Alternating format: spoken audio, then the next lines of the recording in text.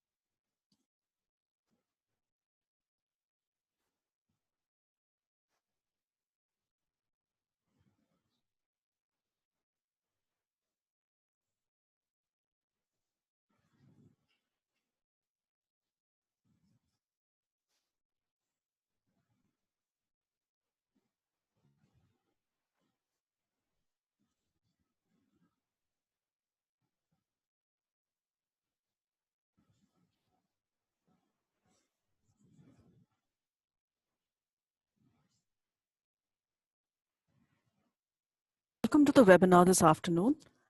We are very pleased to have with us today Mr. Sachin Chaubey, who is a member of the IRIS SRC and who will be speaking to us on the subject category of embedded systems. Now, just to recap what IRIS is all about, it is a platform which provides you with an opportunity to get recognized on the world stage. It inspires research and innovation in the field of science, and it guides and mentors you to improve your research-based project. I'm sure there are a number of people who have already worked on the project synopsis or the projects that they are planning to submit for this year's IRIS. And we will soon be announcing the date for the same, the date for when the registrations for the IRIS National Fair 2020-21 will be open on the IRIS website. The key objectives of IRIS are to stimulate young minds to take an active interest in science and technology, and to encourage students to use research as a tool for creating new knowledge. It is definitely a place wherein ideas get recognized and improvement ideas and improvement guidelines are offered to students so that eventually they can take their projects to an international level and compete with students from over 80 countries at the Regeneron International Science and Engineering Fair. The annual IRIS timeline, though given on this slide, is slightly different because of the current pandemic situation. And so, even though this one mentions receipt of project entries September, October, and we are trying to stick to that. So we hope that the timelines are met and that we go forth from here onwards, accepting project submissions soon. Can I have the next slide? Yes. There is a participation eligibility criteria, which says that students of Indian origin from schools based in India can participate in IRIS. They can participate individually or in a team of 2 students. There are 2 categories at IRIS. The junior category, which is of students from class 5 to 8. These students qualify for special awards and Broadcom Masters Awards. And then you have the senior category, which is from class 9 to 12. Students in this category qualify for competition or rather participation in the Regeneron International Science and Engineering Fair. One thing to note here is students who have completed their class 12 board exam at the time of project submission will not be permitted to participate. So if you have completed your class 12 board exam already, we are sorry, but that disqualifies you from participation. You can be associated with IRIS at the following 3 levels. You can be a volunteer at IRIS, you can be a mentor at IRIS, and you can help by collaborating with IRIS by offering your lab facilities to students that want to participate in IRIS, by offering your time and your expertise. We are more than happy to speak to you if you're interested in collaborating with IRIS in some way. Please reach out to us at contact@irisnationalfair.org and we will get back to you accordingly. And now, without further ado, welcome Mr. Sachin Chaubey. Mr. Chaubey works as an engineering manager with a renowned MNC.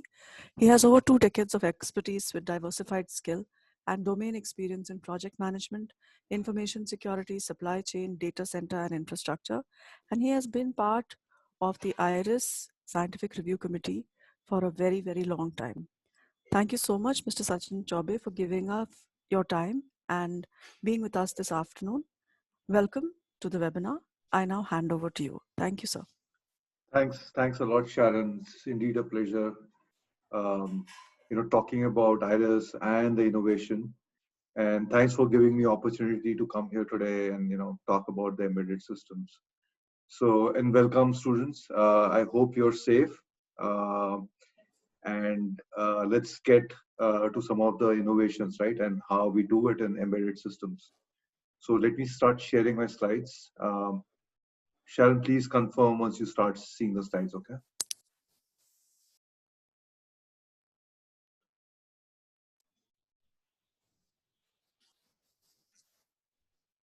Yes, we can see your screen. We can.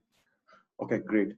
So today, as I said, we'll talk about the embedded systems and what is embedded systems, what are the kind of things and the categories which are there in embedded systems that you can work on from Iris perspective.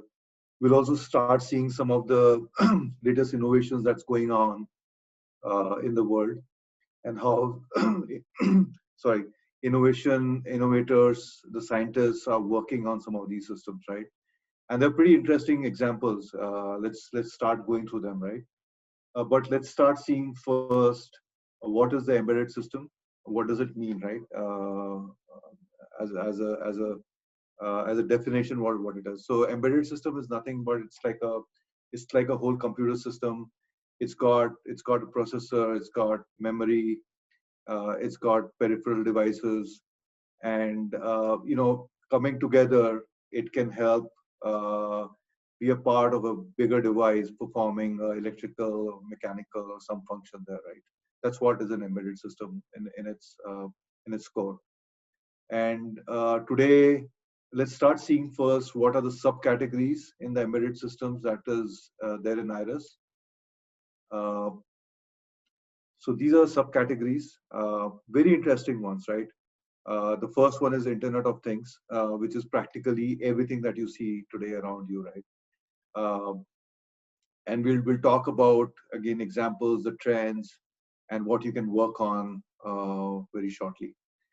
Internet of Things is nothing but it's a combination of sensors and come actuators, and then the network connectivity, and then the final device. So it's a combination of all the three things. And in between, you have data analytics and infrastructure and everything. So that's the Internet of Things. The second one is microcontrollers. Um, very interesting. It's again at a core of a lot of things that is there around you today, right from refrigerators to fridges in your car, everywhere, right? Microcontrollers are everywhere. We'll again go through some examples and see what you can innovate upon in microcontrollers. Then we have networking and data communication. uh, you would have heard of things like 5G, which is pretty hot right now. And it's the next generation of cellular communication that you start seeing pretty soon, even in India, right? Uh, and there's a lot of innovation happening around networking and data communication, and we'll see that. Um, then you have optics, anything to do with light, um, right from your fiber optics, right, which transmits the data to uh, your reading glasses, smart glasses that you have, right? Everything is based on optics, and there's again a lot of innovations happening. So many things to learn and so many things to do still. These are all and pretty nascent in the market today, right? So you can work a lot on these things. Then you have sensors. Um, Everything, again, from your car to your mobile phones, everything has got a sensor today, right? Just can't speak enough about it. Circuit is the next category. Uh, Everything in its base, any electronic device, if you open up, has got a circuit of it. Might be a small one, it might be a bigger one, but it's got a circuit inside it, inside your TV, again, inside your phones, everything there's a circuit. There's a lot of innovation going around circuit. The latest one being, they're trying to actually have 3D circuits, actually not the embedded ones that you see really in the pictures and everywhere. There are foldable circuit boards. There are a lot of things happening around circuit. And then the last one is signal processing. Uh, Again, something as it says, extraction of signals from noise and how they represent for modeling and analysis, right? Uh, so we'll go through these things. Let's get started, right? Let's go first to the Internet of Things and see what we have there. Sharon, is this like an interactive one, or will the questions be asked in the end? We will keep the questions for later. Okay. If you would prefer the questions now, we are okay with that as well. I'm okay with anything. I'm okay, to have an interactive session. I'm pretty good with that. All right. So we'll pause here then, and let's ask if any of the participants on this webinar have any questions regards this slide, regards the subcategories of embedded systems. Any questions?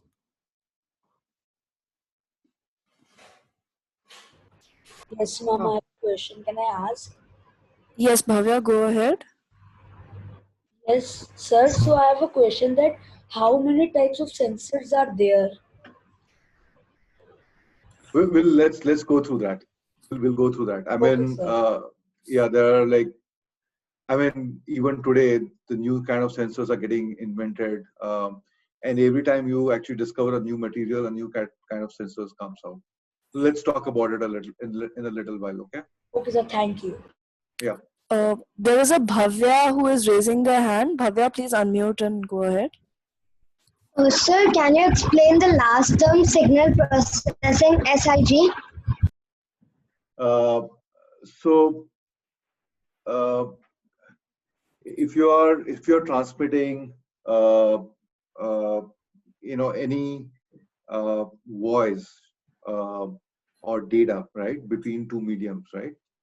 Uh, we if you extract this, if you extract a sample of it, right, and then you start going and analyzing uh, what kind of data or noise it is there, and basically what you start doing is you start improving signal to noise ratio once you start doing it more and more, right? uh, you can also start working on data compression once you start extracting that uh, when the data communication is happening, the signal processing is happening, right? So think of things like um, when I'm talking to you, right? Um, you have you probably don't have enough noise now because things have matured on the data transmission. But there are applications where the signal to noise ratio is pretty low, right? There's a lot of noise, but a very less signal, right? That kind of subject category is where you have signal processing and everything. Again, it's a very big category, but in essence, if you start thinking of things like this, um, then you can actually start working on something which is signal processing. Is it clear? Yes, sir. Okay. All right. Anyone else before we start? There's a question coming in on the chat, sir, from Okay. B. Kranti Swaroop, who asks, Okay. sir, can you please explain circuits? So in any case, we'll come back to you Yeah. on particular subject. So please Yeah. wait for the particular subject. Yeah. Let's begin with it. Yeah. Because we don't want to finish the entire presentation. Like, let's go through it, okay, and have a look. Thanks. But thanks for all the questions. Thank you. Uh, okay, let's go with the Internet of Things. You know, uh, around 1990, there were uh, probably 3 million people on internet, right?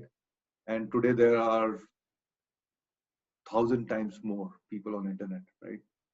And uh, while they were internet was there and they were thinking of things like IoTs, there were no smart devices at that point of time, right? And today, if you compare just the devices that are there are around 7 billion devices totally, right, today, and increasing like every day, every minute. The first one, let's go through this thing, right? There's an infographics on the right hand side. And if you see the topmost, there's a person with a beard and a specs person here on the top. So there's a gentleman called John Romkey, and in 1990 he invented the first smart device, which was, guess what? A toaster, right? It was just a toaster. When you put a bread inside, just put a bread on it, it will automatically lower the bread and start toasting. And once you toast it, it toasts, it just comes out. That's all it was. A very simple one. Even today, we use the manual one. Remember, you put a bread and then you lower it mechanically and then it starts toasting. But this was the first smart device ever to happen in the world, right? Very, I mean, that's when it started. And then if you go on the lower infographics here on the right hand side, you see something like, in 2000 you have the first internet enabled refrigerator, right? Then you have all the Google stuff coming in, you have the smart cars coming in, and the sky's the limit, right? It just started very, very heavily after 2000s actually, right? So, but again, this is still relatively, if you think about other things, this is relatively a very nascent technology. 15, 20 years back, a lot of scope, a lot of things to start doing it, right? Uh, in a sense, right, what IoT is, this is a very generic picture of IoT, how an IoT architecture looks like. But the base of it is, a sensor, right? Every IoT device actually starts with something which is a sensor. Um, and what sensor does is it actually converts the information, whatever is seen, to the data, right? That's what it does. And it's the most important thing of a IoT architecture framework. The second one is the gateway. Gateway is nothing but, you can think about, as you see the icons here, talks about Wi-Fi, Bluetooth, anything which networks or sends the data is called a gateway, right? And then you have something like a data processing layer. Uh, think about, uh, you must have heard terms like the big data analytics, which is actually a bigger form. It is a very big part of the whole cloud management platform, right? So some of those things actually constitutes the data processing layer, and then anything consuming it in the end is the application, right? Can be your smartwatches like this one. You can have smart self-driven cars. You can have mobile phones. You can have like anything. Everything is called IoT, right? So in summary, the IoT really is, if you see from what I've shown you here, it's nothing but it's basically a combination of interrelated compute devices, small devices, right? That you see every gateway here. And then what you'll see is it transfers the data over the network. That's what it does. And then, as I said, it's got a sensor. It's an inbuilt software in it, which supports everything that you see, right? Here. So how all these things connect to each other, right? So if you see, uh, you have three things basically, right? You have the consumer, the person who consumes it. Then you have a compute device, the things that computes the whole thing, right? And then you have something that connects everything, right? And I've got a few examples there that you can see here. Uh, the next one is some of the common things that you now know as IoTs, right? Uh, Smart bulbs, right? You have a doorbell with a video camera uh, that actually you can track on your mobile phones. The smart bulbs actually you can activate it from anywhere, right? You have things like Google Home, right? All these are Internet of Things devices. These are very simple ones, right? But there are things which are very complicated. Now, something like your car. Let's see what your car has, right? Your car has got multitude of devices in it. It has got something like a collision warning, for example. It's connected, right? You have a night vision lane warning that you're going in the wrong lane. You have to go in the right lane. You have a tire pressure monitoring system. I mean, if you just see the car, it's actually a huge IoT ecosystem within itself. Everything is built into it, right? So this is just to give you a perspective of what IoT is, right, on its own. I saw somebody raising a hand. Anybody has a question? Rishiv, go ahead, unmute and ask sir your question.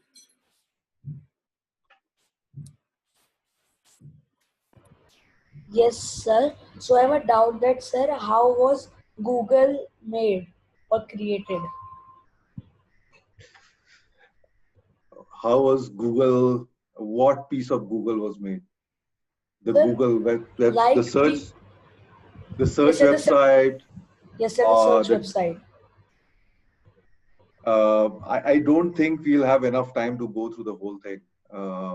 It is a very good question, but Google wasn't. The search wasn't minute made in a day. It'll take me a lot of time to go and explain it, Yes, sir. right? Let's stick to the topics which are more relevant to the embedded systems. The search engine itself has got, and I'm in no way discouraging your question, but it's got a lot of algorithms in it, and some of it Google won't reveal, right? So even if I answer you partially, it won't give you a complete idea of how the search engine functions, right? Okay.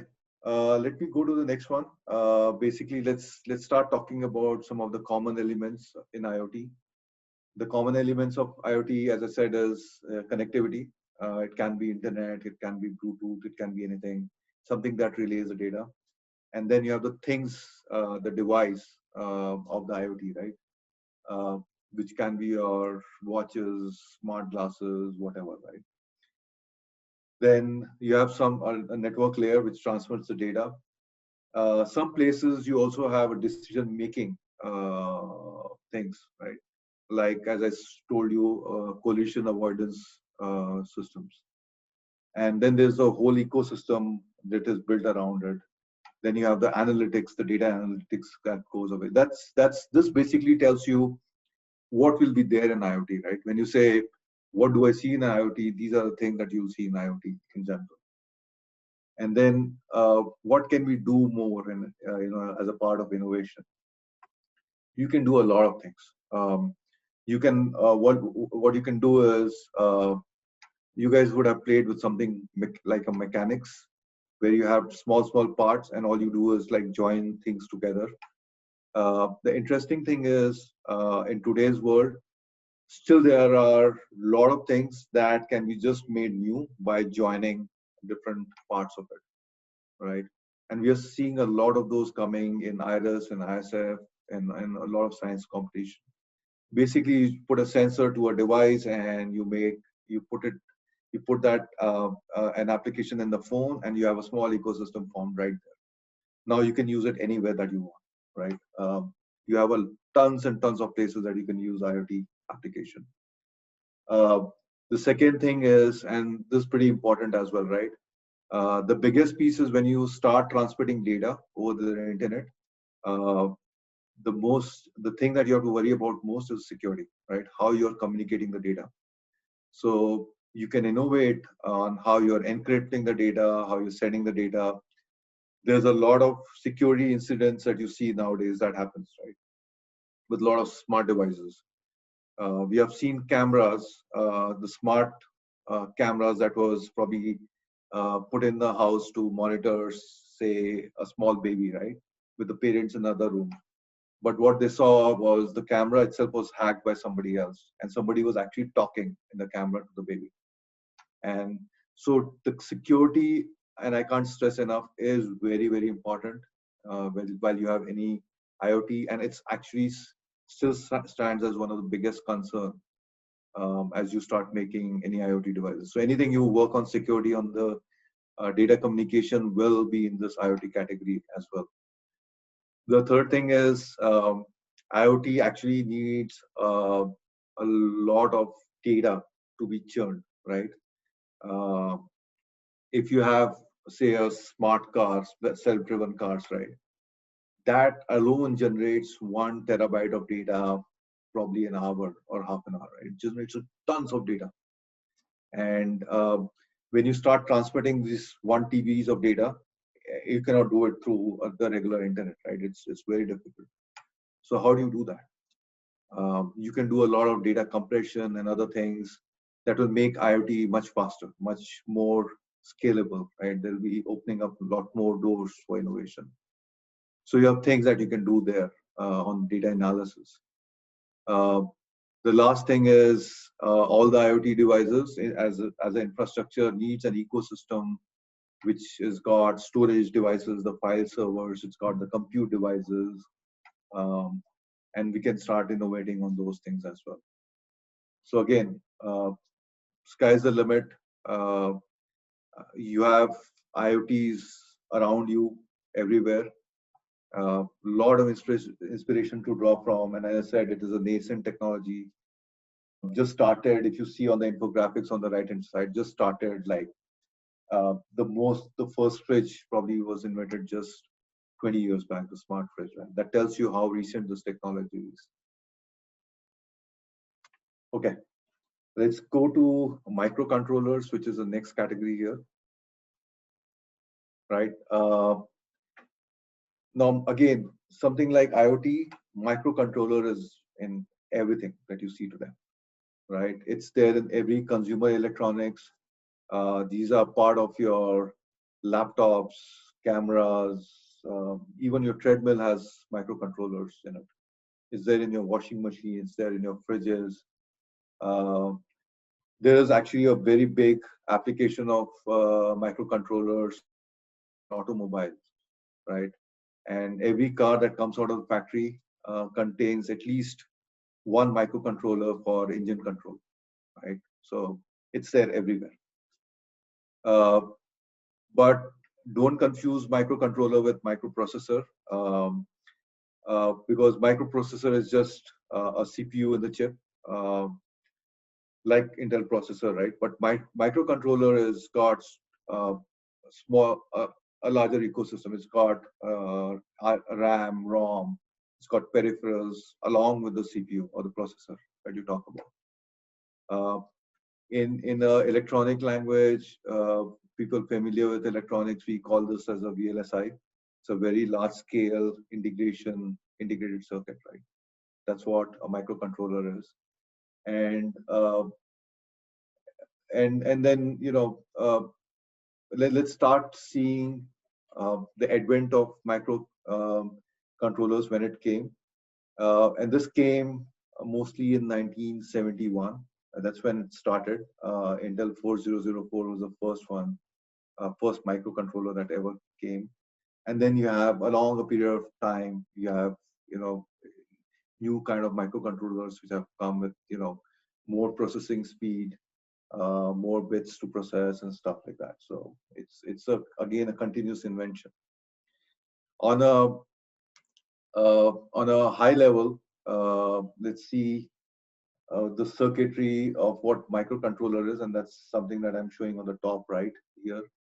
And it's as I said, right? It's got CPU, it's got memory, it's got input-output ports, and sometimes a lot of integration on a single microprocessor, which is called as system on chip or SoC. So this is how a microcontroller would be, right? And then what can you work on using microcontrollers? Remember, you know, uh, creating a new microcontroller by itself is a very capital intensive, and again, it's a large scale stuff that you have to do. But for our purposes in Iris, we can actually start using microcontrollers in different way, right? And what those are, right? You can actually start working on home automation systems, and we already have a lot of things happening on that front today. Uh, and again, some lot more can be done every day. As you see, new devices are coming out, which gives home automation. So again, innovation is very rapid, and that's happening right now.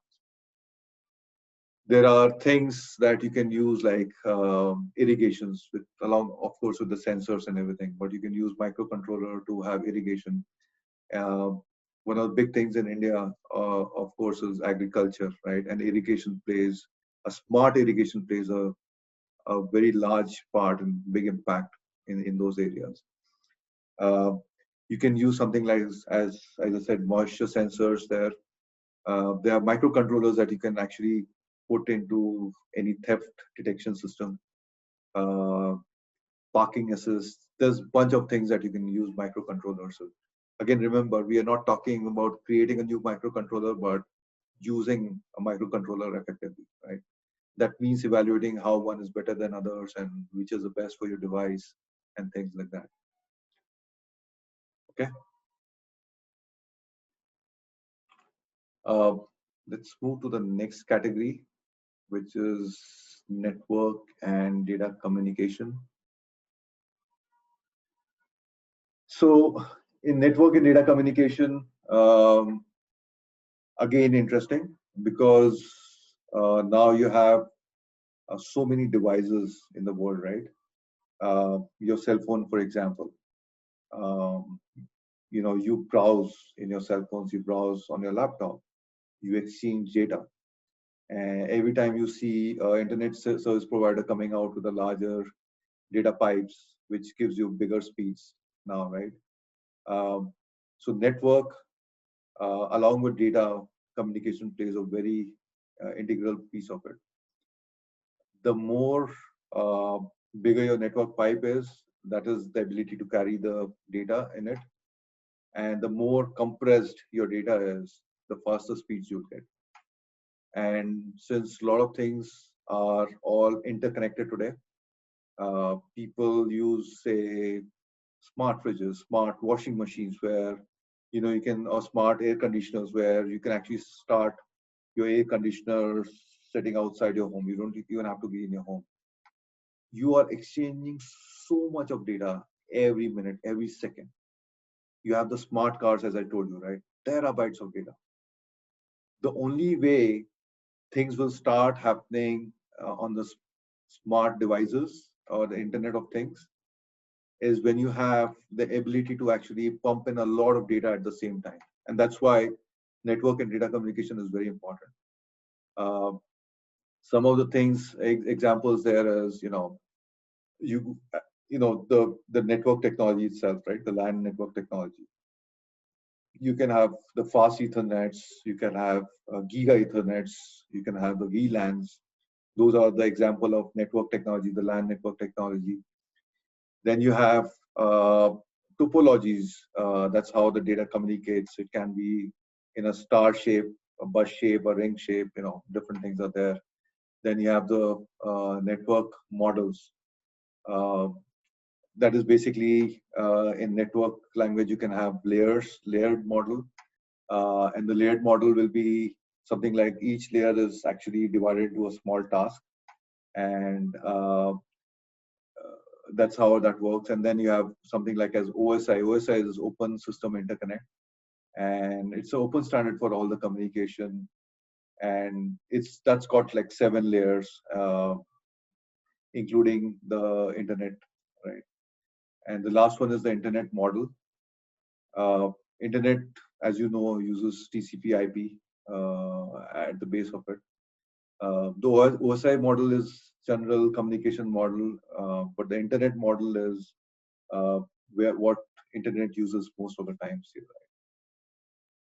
Uh, so those are things in network. The point being that there is there's a lot of data to transfer, a lot of devices that exchange the data, and how you communicate, how you transfer the data uh, is is actually the integral part.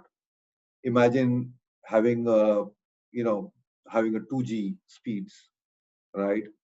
But having a smart refrigerator, right?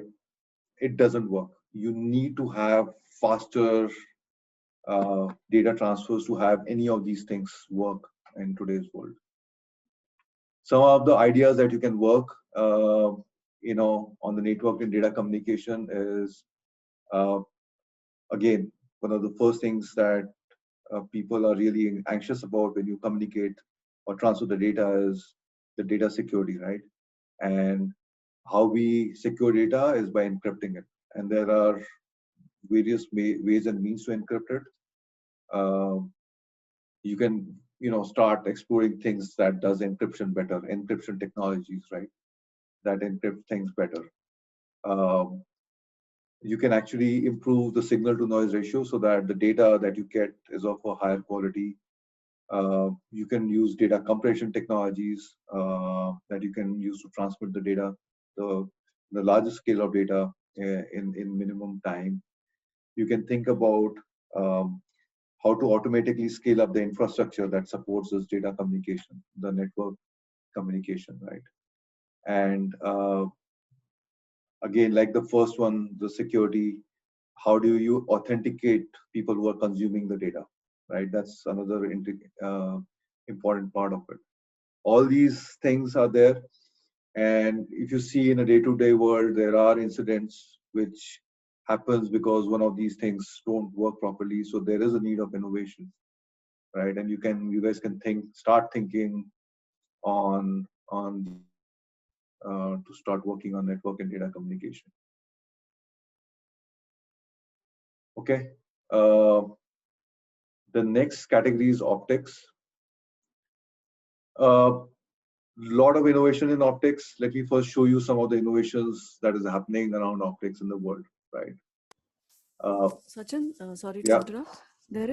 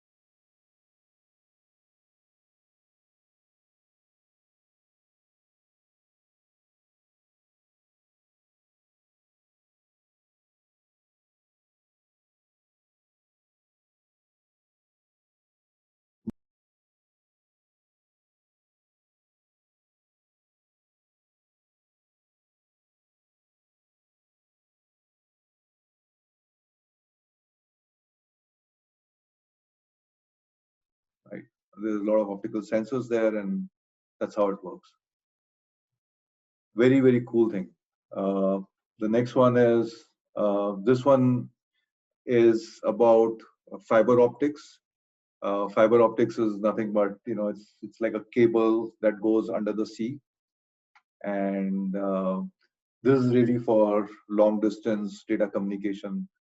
Um, Instead of having wired cable going uh, from long distance, it's got a lesser capacity, and they use fiber optics. It's got a much bigger bandwidth and can transmit data over a longer distances, right?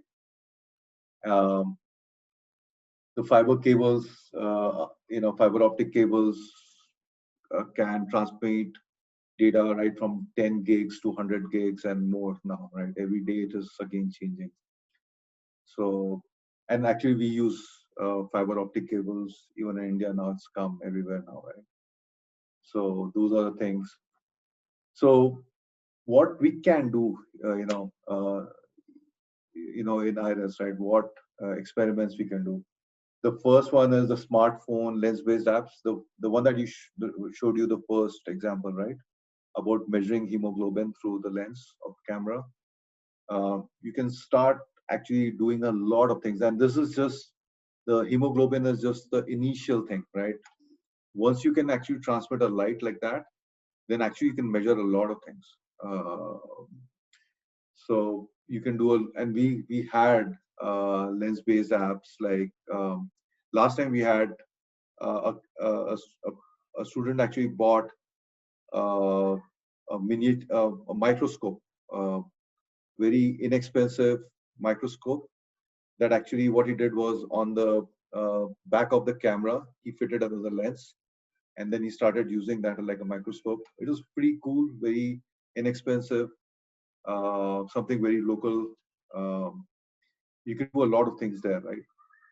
Uh, the other thing that you can do is innovation, simple things, and these are just examples, right? And you can actually think about a lot of things.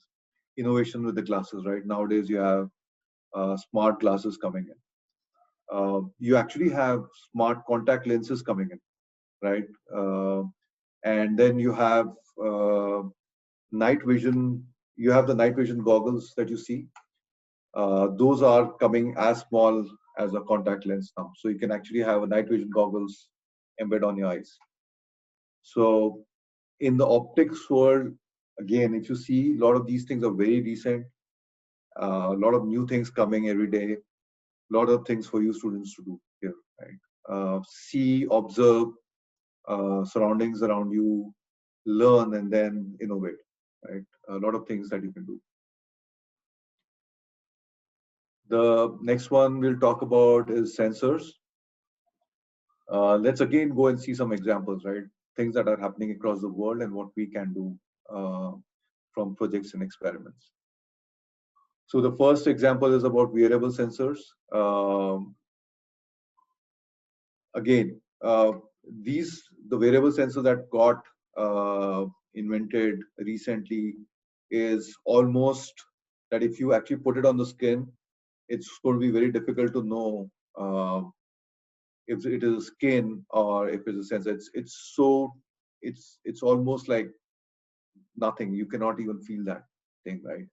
And once you have sensors like this coming in, then actually you can sense anything, right? You can put it anywhere, right?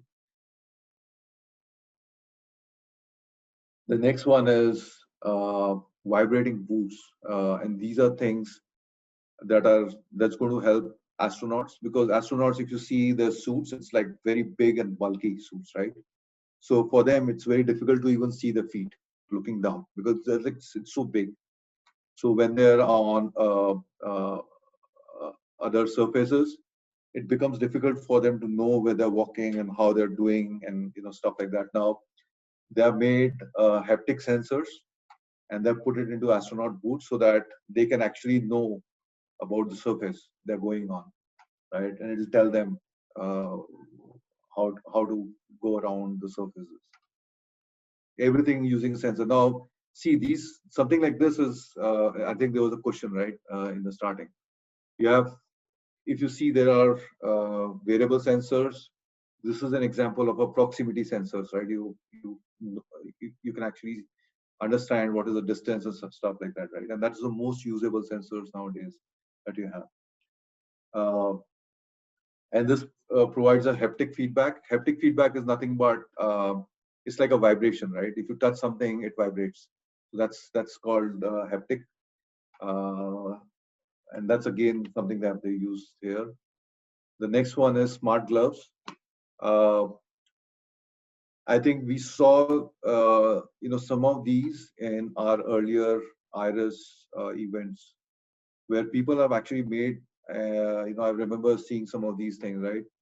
With the gloves, they have made sensors so that it becomes like uh, it is a gesture based, and people with special needs, it is really a boon for them, right? So I remember one of the uh, students actually made a sensor using a V remote, right? So he opened up the whole V remote. The V game that you play with, right, comes with the remote. So he opened up the whole thing and then he connected in his hands.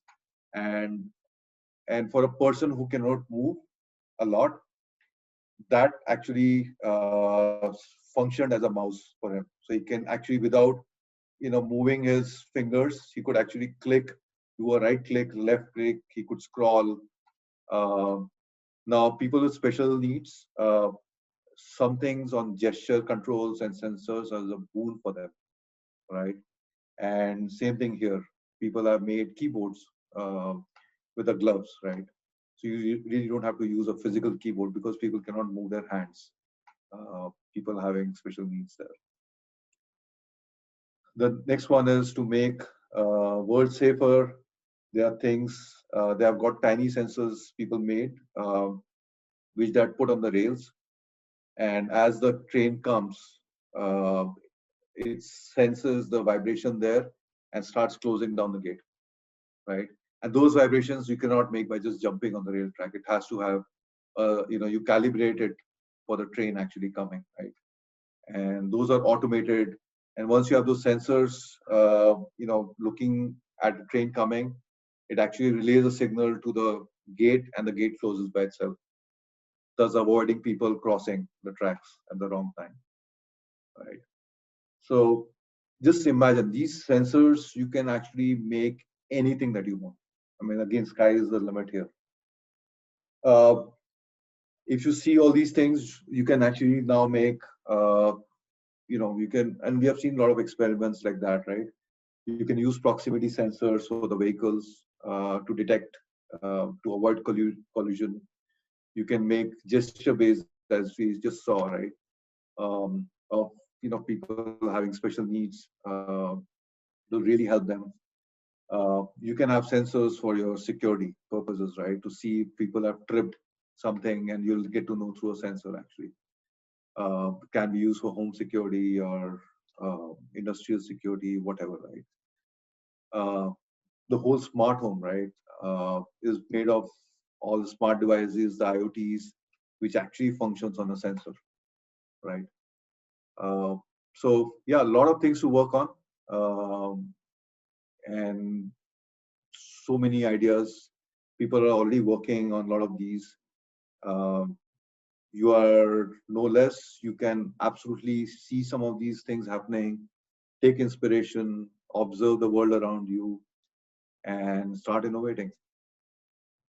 All right. Any questions? I'm actually done.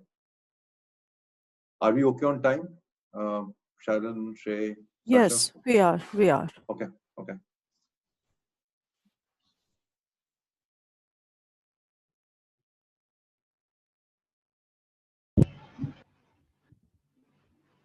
Okay.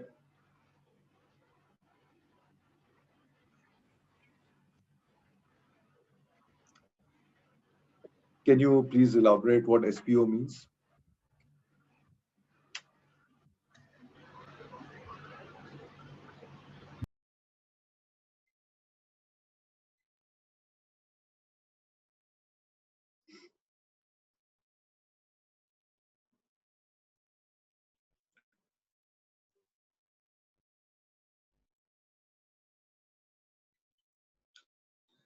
Uh, no, not from one website. There are many websites, many news articles that come. Um, so I mean, you can actually go in Google and just look for yourself. Use the right keywords, you'll get everything.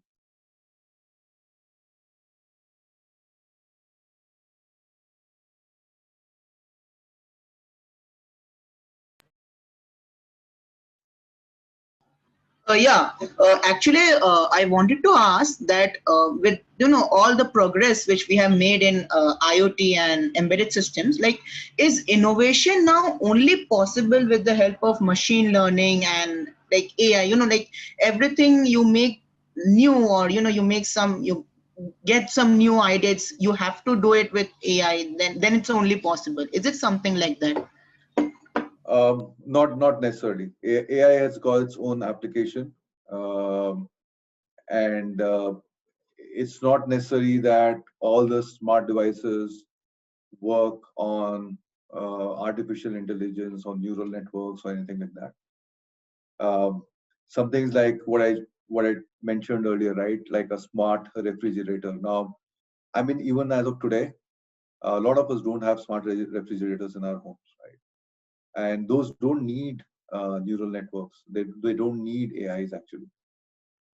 These are basic, simple uh, Internet of Things where you relay a data. Your refrigerator has got a smart device inside it which recognizes that data and switches on and off, right? So some things that we saw as an example of the train crossing, right? That's nothing to do with AI.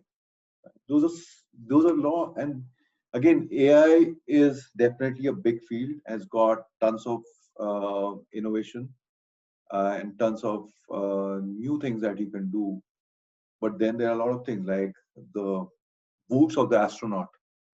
Tell me, how is that to do anything with the AI, right? A smart irrigation system, right? The piece that we're talking about is embedded systems, right? Now you can use AI on top of it to do certain more things, but by itself, I think the embedded system, as we talked about, is more than capable to do a lot of new things. So no, not everything needs AI, although it's a good complementary thing for specific number of devices, but not for everything.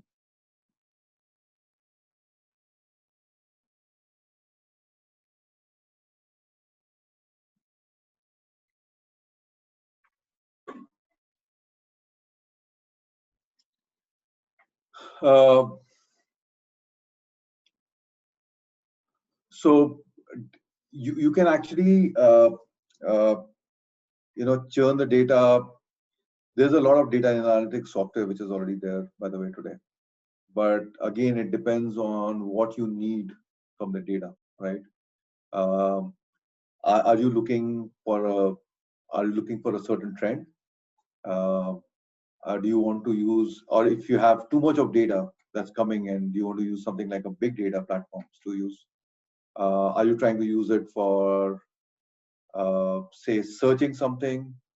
Again, it depends on the kind of usages that you have, or you're just simply using uh, that to transmit a data from one place to another, right?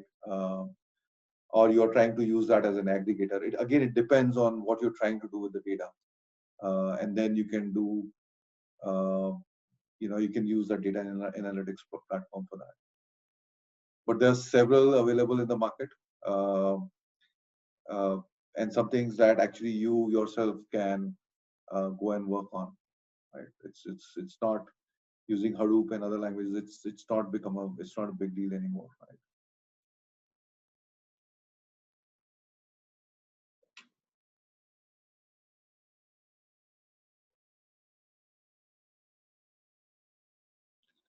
So let's talk about a specific example, right?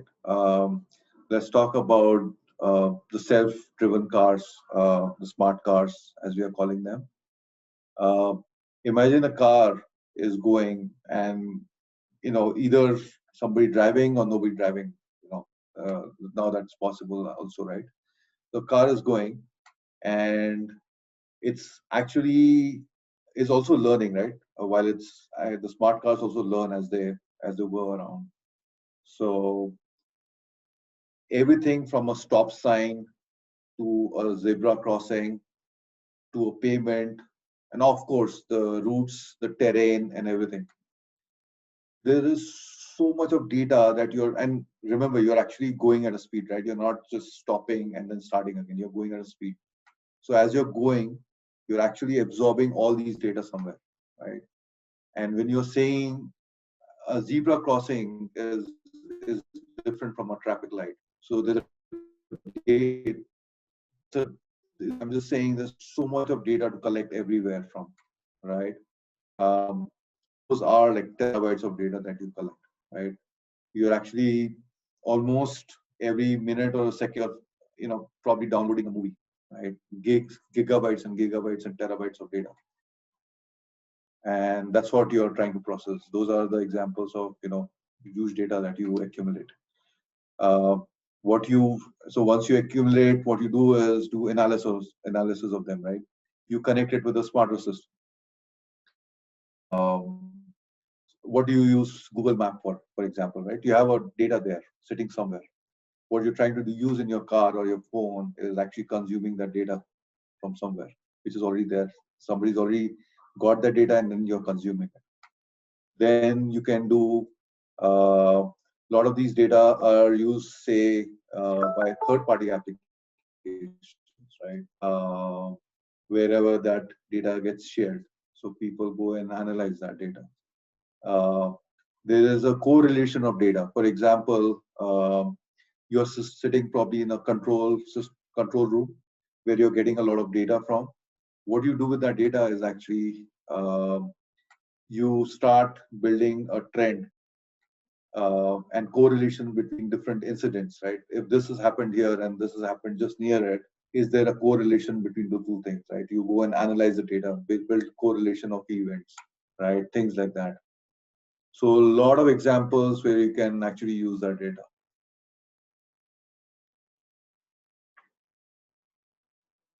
Sasha?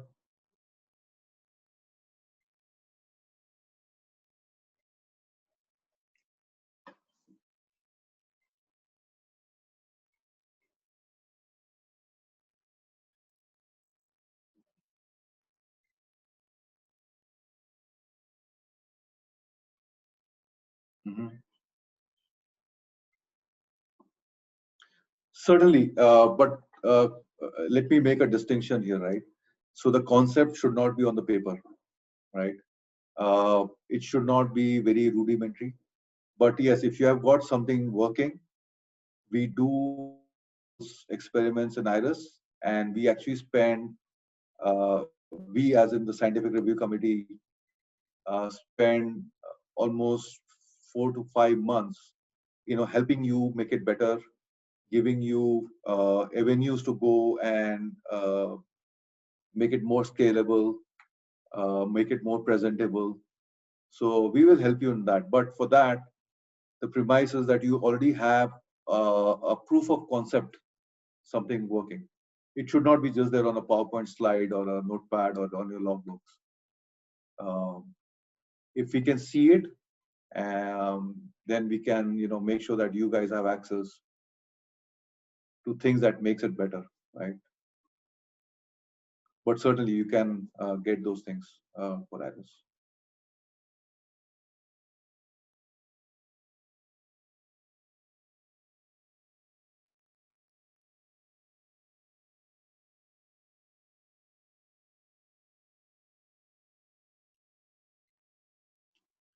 Uh, I don't think it is true that electronics came 20 years back.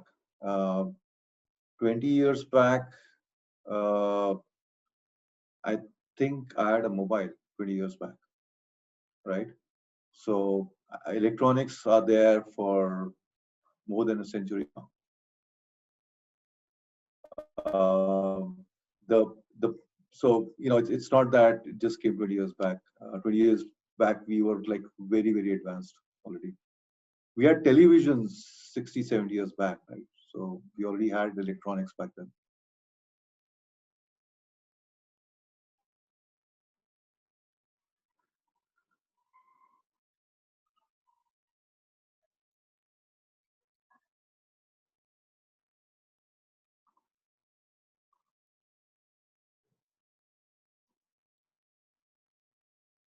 Okay.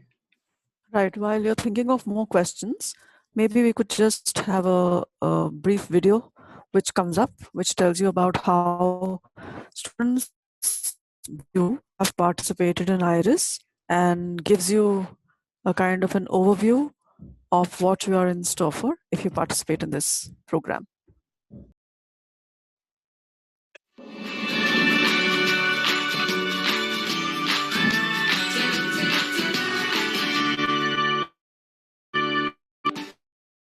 Are you ready for the ride of your life?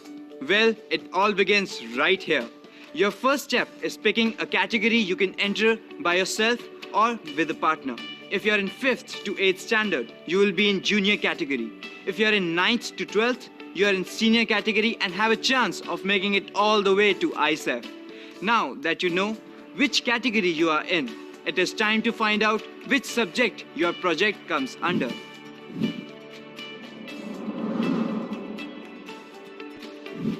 At IRIS, you have a variety of 21 subject categories to choose from, ensuring that your project has a category that fits. The categories include animal sciences, behavioral and social sciences, biochemistry, biomedical and health sciences, biomedical engineering, cellular and molecular biology, chemistry, computational biology and bioinformatics, earth and environmental sciences, embedded systems, energy, sustainable materials and design, engineering mechanics, environmental engineering, material sciences, mathematics, microbiology, physics and astronomy, plant sciences, robotics and intelligent machines, system software, and transitional medical sciences.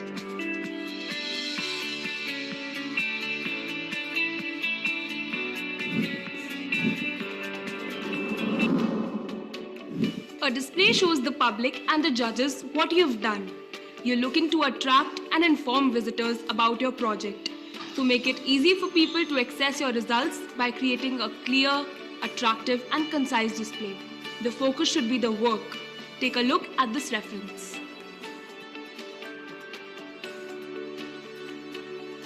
Your title should be simple and must accurately represent your research. Take photographs or videos of important parts or phases of your experiment to use in your display. Prepare a miniature of your model in case your prototype is too large to be carried along. Make sure your display is logically presented and easy to read. Use neat, colorful headings, charts, and graphs to present your project. Pay special attention to labeling. Be sure to adhere to the size limitations and safety rules when preparing your display.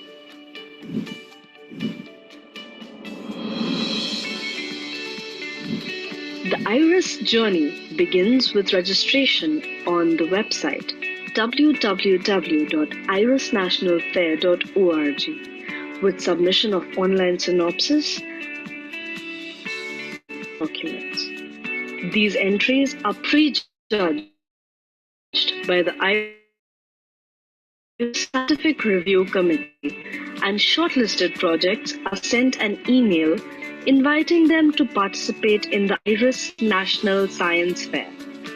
Winners of the IRIS National Science Fair qualify for an intensive series of mentoring camps and get the opportunity to represent India at platforms such as the Regeneron International Science and Engineering Fair in the United States of America.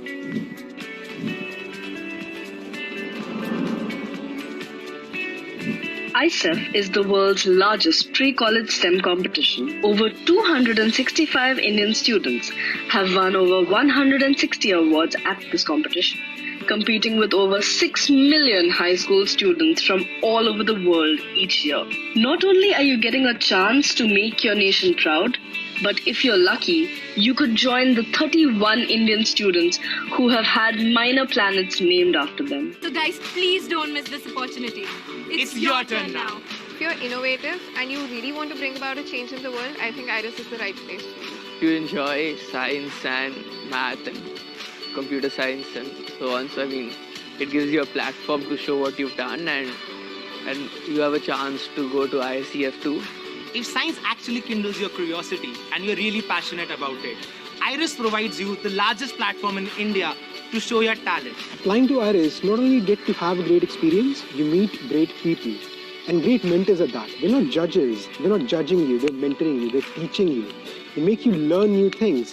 In the end, it's not about winning or losing, it's about experience, and IRIS National Fair guarantees great experience. Don't tell people what your dreams are, show what your dreams are through IRIS. It's once in a lifetime experience. It's your turn. It's your turn. It's your turn. It's your turn. It's your turn. It's your turn. It's your turn.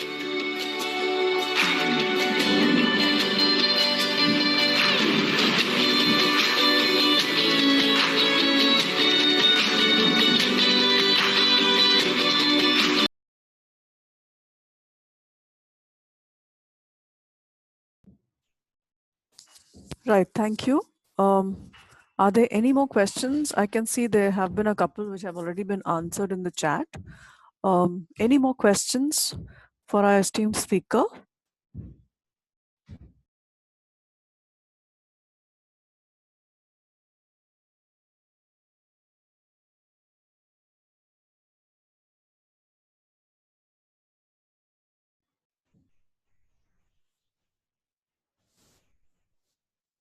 Participants, any more questions for our esteemed speaker?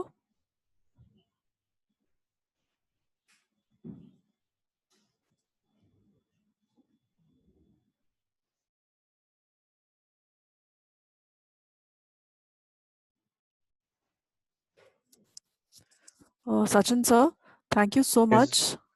I think it has been a very, very interactive and very informative discussion that we've had today. And I'm sure if the students have any more questions that they need to ask, they will send it to us on the IRIS National Fair website, and we will then direct it to you. Students, those who've asked the question about previous webinars, they're all available on the IRIS YouTube channel. They're also available on the IRIS National Fair website. And yes, as Mr. Singh has just put in the chat section, our next webinar on material science is on Monday at 5 p.m. There is also another very exciting webinar which is coming up on the 15th of September, which everybody should join because there's going to be an announcement also after that. So thank you all for being part of this webinar. Thank you again, Sachin sir, for taking time out to join us. Thank you. Thanks, Sharon. Thanks, Sasha. And thanks, Shrey. Glad we could talk. Thank you so much, sir, for your time. Thank you. Thank you. Thank you all. Bye-bye.